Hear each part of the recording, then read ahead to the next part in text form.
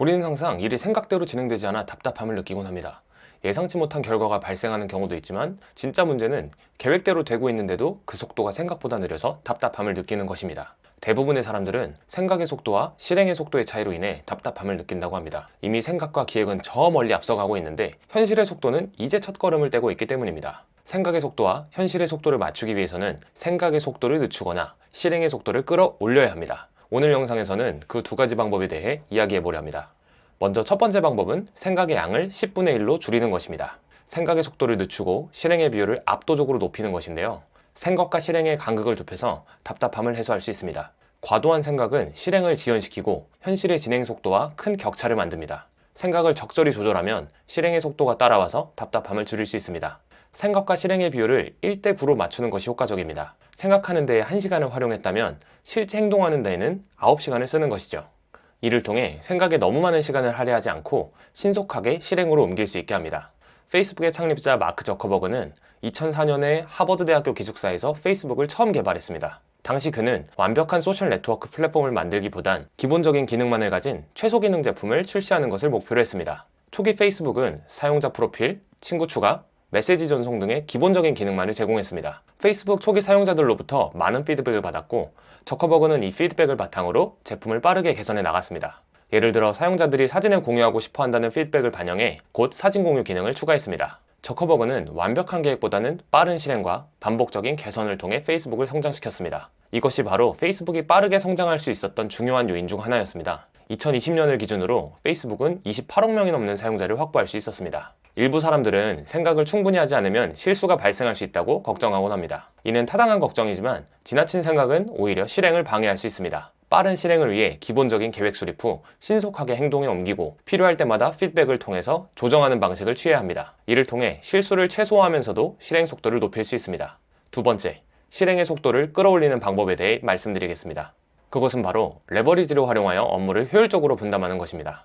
모든 일을 혼자 처리하려고 하면 실행 속도가 느려질 수밖에 없습니다. 직원이나 외주업체의 도움을 받으면 더 빠르게, 더 효율적으로 일을 진행할 수 있습니다. 레버리지를 활용하면 동일한 시간 내에 더 많은 작업을 완료할 수 있는데요. 이를 통해 실행 속도를 높여 생각의 속도와 현실의 속도 간의 차이를 줄일 수 있습니다. 혼자서 노를 열심히 젓고 있는 작은 보트의 선장을 상상해 보세요. 열심히 노를 젓고 있지만 절대로 큰 배를 이끌고 있는 선장과 선원들의 팀워크를 이길 수가 없습니다. 작은 보트의 선장은 모든 것을 혼자 해결하려다 보니 속도가 느리고 힘도 금방 지칩니다. 이를 저희는 보트 선장 증후군이라고 부릅니다. 너무 똑똑하고 일도 잘하는 선장은 남에게 무언가 맡기질 못합니다. 혼자 노를 젓고 방향을 정하고 파도를 예측하는 등 모든 일을 혼자 해내려 합니다. 가까운 얕은 바다를 항해할 때는 문제가 되지 않습니다. 그렇지만 작은 보트로는 결코 넓고 깊은 바다로 나아갈 수 없습니다. 다가오는 큰 풍랑과 해일을 이겨낼 수 없기 때문입니다. 깊은 바다에 나가 큰 사업을 하기 위해선 큰 배가 필요합니다.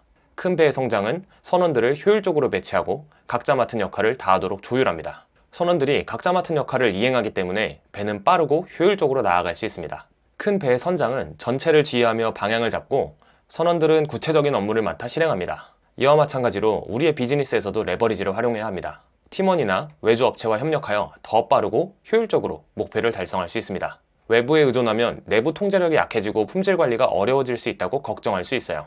이 또한 실행과 시행착오를 통해 극복할 수 있습니다. 나와 내 회사에 맞는 적절한 파트너를 찾아가는 것인데요. 협력하며 업무를 진행하다 보면 이 사람이 나와 맞는지 함께 할 수 있는지 판단할 수 있습니다. 함께 해보지 않고 걱정만 해서는 나와 맞는 협력업체, 즉 선원을 절대로 찾을 수 없습니다. 선원을 찾았다면 명확한 커뮤니케이션을 통해 핵심 업무는 내부에서 관리하고 부수적인 업무는 외부에 위임하여 실행 속도를 높일 수 있게 됩니다.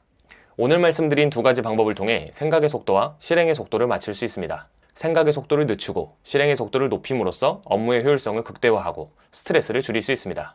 페이스북의 사례와 보트 선장 증후군의 사례처럼 효과적인 실행 전략은 성공적인 결과를 가져옵니다.